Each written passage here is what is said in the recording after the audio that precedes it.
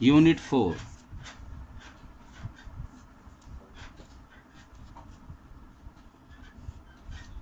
Electrical machine 1।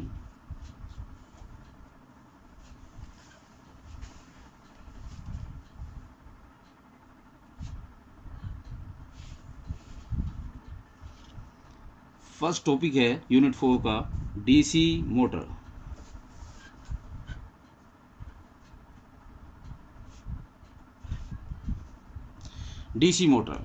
DC motor एक mechanical device है जो डीसी करंट को मैकेनिकल पावर में कन्वर्ट करती है। एक्चुअली डीसी मोटर और डीसी जनरेटर में बेसिकली कंस्ट्रक्शन वाइज कोई भी फ़र्क नहीं होता।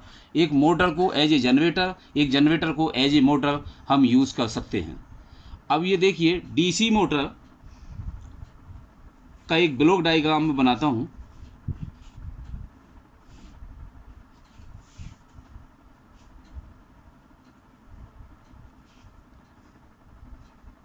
इसको इनपुट दिया डीसी, आउटपुट मिलेगी इसमें mechanical power. Output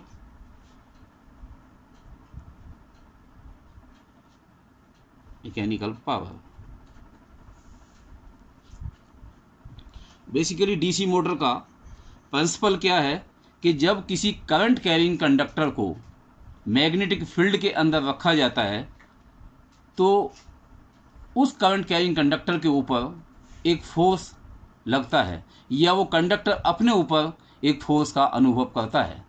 now we can discuss when current carrying conductor is placed in a magnetic field, a conductor experienced a force on it.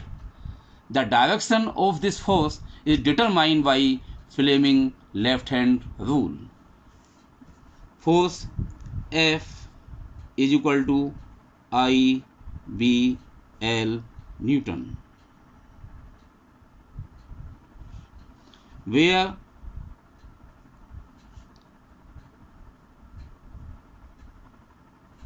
current is denoted by I ampere and B is flux density.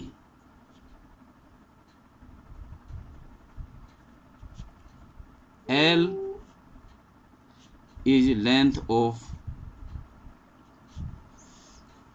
conductor.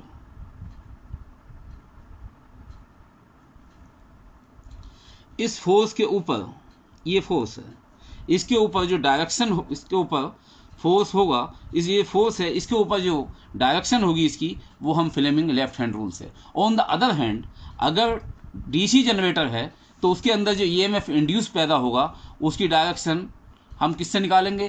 Fleming right hand rule.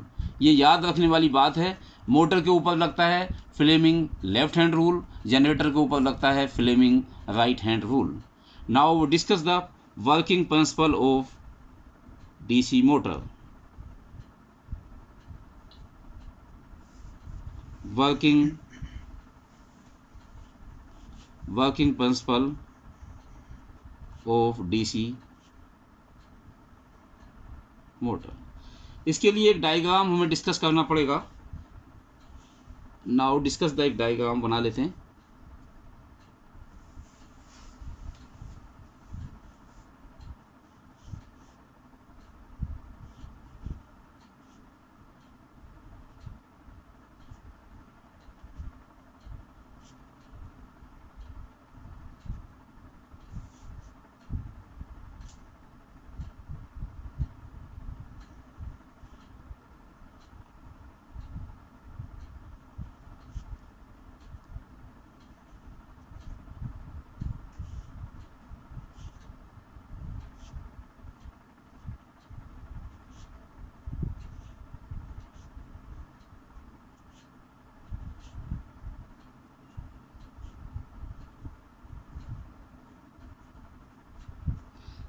देखिए, ये north pole है, ये south pole है, और ये जो है north pole के अंदर जो आर्मेचर के कंडक्टर आएंगे ये साउथ पोल के अंदर जो कंडक्टर आएंगे,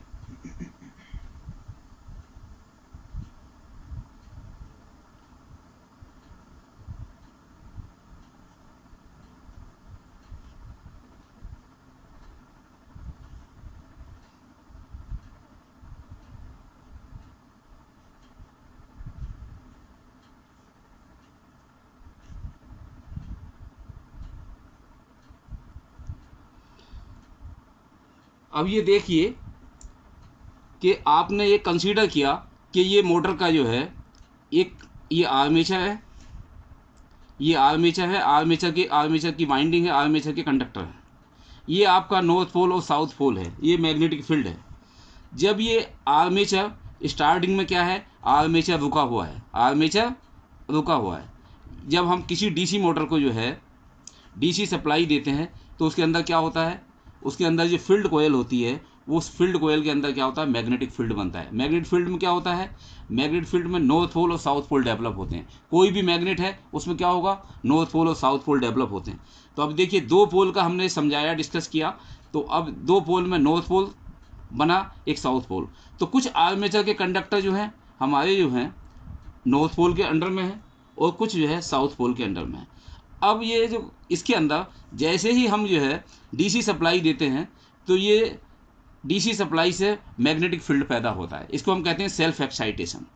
और उसके बाद क्या होता है, आर्मेचर के अंदर जो ये पोल के नीचे के अंदर जो करंट है, करंट आर्मेचर कंडक्टर्स में जो करंट फ्लो होगी वो क्या होगी, वो इस डायरेक्शन में होगी। इसको हमने पॉजिटिव से दिखाया, यानी पेपर के डायरेक्शन में। मैं इसको, ये देखिए करंट की डायरेक्शन नीचे की तरफ है, और साउथ पोल के नीचे जो करंट होगी वो डायरेक्शन अपर साइड होगी, इस साइड, ये अपर को, इसको मैंने डॉट से दिखाया है। साउथ पोल के नीचे आर्मेचर के कंडक्टर हैं, तो इसका मतलब ये हुआ कि इसमें जो है जो करंट की डायरेक्शन होगी नॉर्थ पोल के नीचे, साउथ पोल के नीचे जो कंडक्टर होंगे उनकी डायरेक्शन ऑपोजिट होगी, उसकी डायरेक्शन ऑपोजिट होगी। जो साउथ पोल के नीचे हैं उनकी डायरेक्शन ऑपोजिट होगी, नॉर्थ पोल की उससे ऑपोजिट होगी। तब क्या होगा, अब हमने अभी एक रूल्स बताया था कि जब किसी करंट कैरिंग कंडक्टर को मैग्नेटिक फील्ड के अंदर रखा जाता है तो वो कंडक्टर अपने ऊपर जो है एक फोर्स का अनुभव करता है, एक फोर्स का अनुभव करता है।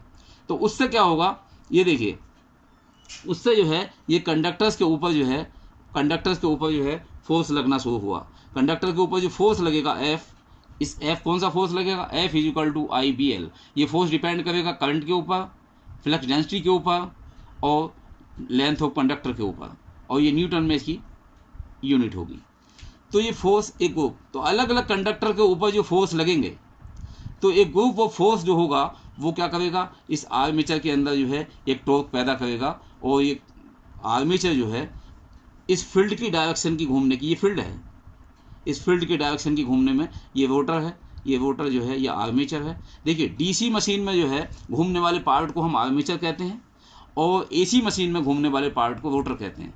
इसका मतलब ये हुआ कि ये डीसी मशीन का ये मोटर है, ये हमारा जो है फील्ड की डायरेक्शन में घूमना शुरू कर देता है।